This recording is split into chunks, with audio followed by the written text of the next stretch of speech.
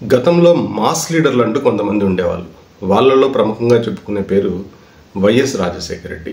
ఆయనకి ఎక్కడికి పోయినా కూడా ఆయన మీద అభిమానంతో జనాలు తండోపతండాలుగా వచ్చేవాళ్ళు. అంటే ఆయన ఒక రూపాయి ఖర్చు పెట్టకపోయినా, ఆయన ఎవరిని పిలవకపోయినా కూడా ఆయన చూడాలి, ఆయన పలకరించాలి, లేకపోతే ఆయనతో మాట్లాడాలనేటువంటి భావనతో ప్రజలు పెద్ద ఎత్తున ఆయన కోసం ఎగబడి వచ్చేవాళ్ళు. అంటే మాస్ లీడర్ అంటే ఎలా ఉండాలో వైఎస్ రాజశేఖర రెడ్డి గారు చూపించారు ఆంధ్రప్రదేశ్కి. అట్లాగే ఆ తర్వాత ఆంధ్రప్రదేశ్లో మరి ఒక మాస్ లీడర్ ఎవరంటే ఇప్పుడు జగన్మోహన్ రెడ్డి అని చెప్పాల్సి వస్తుంది. ఎందుకంటే జగన్మోహన్ రెడ్డి ఓడినా గెలిచినా ప్రజల్లో అభిమానం అయితే తగ్గలేదు. జగన్మోహన్ రెడ్డి ఓడిపోయినప్పుడే ప్రజలతో ఎక్కువగా మమేకం అవుతున్నారు. కాబట్టి జగన్మోహన్ రెడ్డి ఓడినా గెలిచినా ఆయన పట్ల క్రేజ్ జనాల్లో ఎంత మాత్రం తగ్గటం లేదు.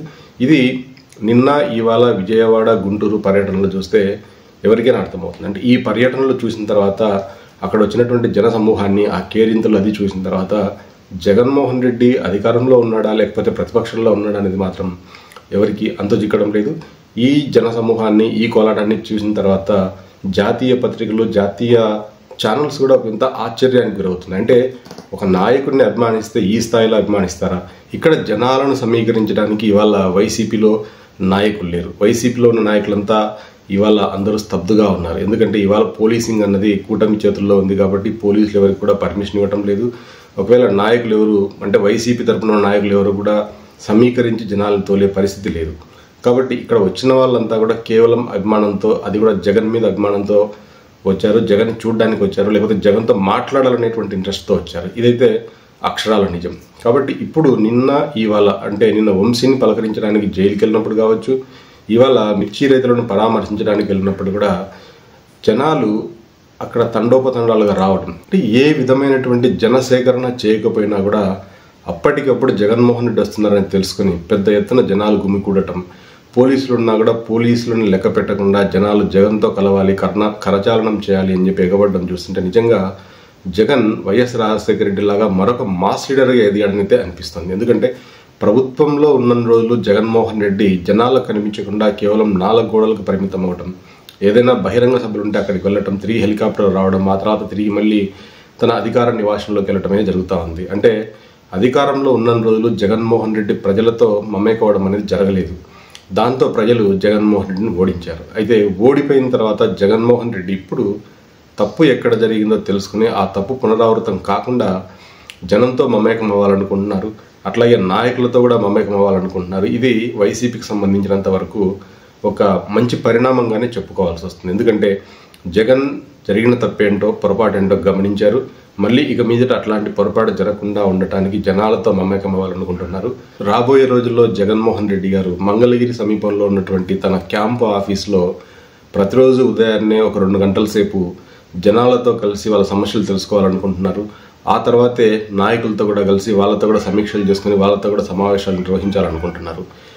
దీనికి సంబంధించినంత వరకు రాబోయే రోజుల్లో కొన్ని ఏర్పాట్లు కూడా చేయాలని చెప్పి ఇప్పటికే ఆదేశాలు ఇచ్చినట్టుగా తెలుస్తుంది. అక్కడ చలువ పందులు వేయటము, తనను కలవడానికి వచ్చినటువంటి ప్రజలకి ఎలాంటి ఇబ్బంది కలగకుండా అక్కడ నీళ్లు, అట్లాగే పెరుగన్నం, సాంబారన్నం లాంటివి ఏర్పాటు చేయాలని ఆలోచిస్తున్నట్టుగా తెలుస్తుంది.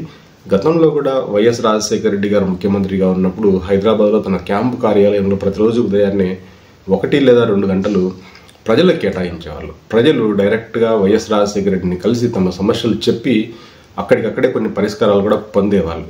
అప్పట్లో చాలామంది వైఎస్ రాజశేఖర రెడ్డి గారిని సీఎం సహాయ నిధి కోసం కలిసేవాళ్ళు. రాజశేఖర రెడ్డి కూడా అంతే సానుకూలంగా స్పందించి వాళ్ళకి అక్కడికక్కడే డబ్బులు రిలీజ్ చేయడము, లేకపోతే వాళ్ళ సమస్యలకి కొంతవరకు పరిష్కారం చూపడం చేసేవాళ్ళు. అంటే రాజశేఖర రెడ్డి గారిని కలవడానికి వచ్చిన వాళ్ళు సంతృప్తిగా బయటకు వచ్చేవాళ్ళు. అయితే జగన్మోహన్ రెడ్డి పాలనలో ఇది జరగకపోవడంతో ప్రజలు కొంత అసంతృప్తికి లోనయ్యారు. ఎవరికి అపాయింట్మెంట్ లేకపోవడం, అటు జనాలకి ఇటు నాయకులకి వైఎస్ జగన్తో కొంత గ్యాప్ ఏర్పడింది. దీంతో వైఎస్ జగన్మోహన్ రెడ్డి అధికారంలో ఉంటే కనపడేమో అనేటువంటి భావన ప్రజల్లో వచ్చింది. దీంతో జగన్మోహన్ రెడ్డిని ఓడించారు. ఇది నిజం. అయితే జగన్మోహన్ రెడ్డి ఎన్నికలు అయిపోయిన తర్వాత జనాలకి తనకి ఎక్కడ గ్యాప్ వచ్చిందో అనేటువంటి విషయాన్ని చాలా స్పష్టంగా, అది కూడా తొందరగానే గ్రహించగలిగారు. దీంతో మళ్ళీ తిరిగి జనాలకు రావడం మొదలుపెట్టారు. నిన్న వంశీని జైల్లో పరామర్శించడానికి వెళ్ళిపోయినప్పుడు జనాలు అక్కడికి పెద్ద ఎత్తున గుమికూడడం, కేరింతలు కొట్టడం, జగన్తో కలవడానికి ఎగబడడం, అట్లానే ఒక చిన్న పాప జగన్తో ఫోటో తీసుకోవడానికి ఏడవడం, ఇదంతా కూడా చూస్తే జనాల్లో జగన్ క్రేజ్ ఏమాత్రం తగ్గటం లేదు. రోజు రోజుకు జగన్ క్రేజ్ పెరుగుతోందని మాత్రం స్పష్టంగా అర్థమవుతుంది. అట్లాగే ఇవాళ గుంటూరులో మిర్చి రైతులను పరామర్శించడానికి వెళ్ళిపోయినప్పుడు కూడా అక్కడ ముందు ఎలాంటి ఇన్ఫర్మేషన్ లేదు, అటు పోలీసులకు కూడా సరైనటువంటి ఇన్ఫర్మేషన్ ఇచ్చినట్టుగా లేరు. దీంతో జగన్మోహన్ రెడ్డి గారు అప్పటికప్పుడు మిర్చి యార్డుకి వెళ్ళినట్టుగా తెలుస్తుంది. అయినప్పటికీ అక్కడ జనాలు పెద్ద ఎత్తున గుమిగూడడం, రోడ్లలో జనాలు పెద్ద ఎత్తున రావడంతో అక్కడ కూడా ట్రాఫిక్ మందగించడం, చాలా నిదానంగా వెళ్ళటం, ట్రాఫిక్ క్లియర్ చేయడానికి కూడా వైసీపీ నాయకులే మెల్లగా క్లియర్ చేసుకుంటూ వెళ్ళడం కనిపించింది. అంటే దీన్ని బట్టి జగన్మోహన్ రెడ్డికి ప్రజల్లో ఆదరణ ఏమాత్రం తగ్గలేదు. కేవలం పరిస్థితుల వల్ల మాత్రమే జగన్మోహన్ రెడ్డి ఓడిపోయాడు. తప్పు ఎక్కడ జరిగిందో తెలుసుకున్నాడు. ఆ తప్పులు పునరావృతం చేయకుండా ముందుకెళ్తే మాత్రం జగన్మోహన్ రెడ్డి మరొక్కసారి విజయం సాధించేటువంటి అవకాశం కనపడుతుంది. కాబట్టి జగన్మోహన్ రెడ్డి గారు చేయాల్సినంత నిత్యం ప్రజల్లో ఉండటం, ప్రజల సమస్యలు తెలుసుకోవడం, ప్రజల తరపున పోరాటం లాంటి పనులు చేయగలిగితేనే వైసీపీకి భవిష్యత్తు ఉంటుంది.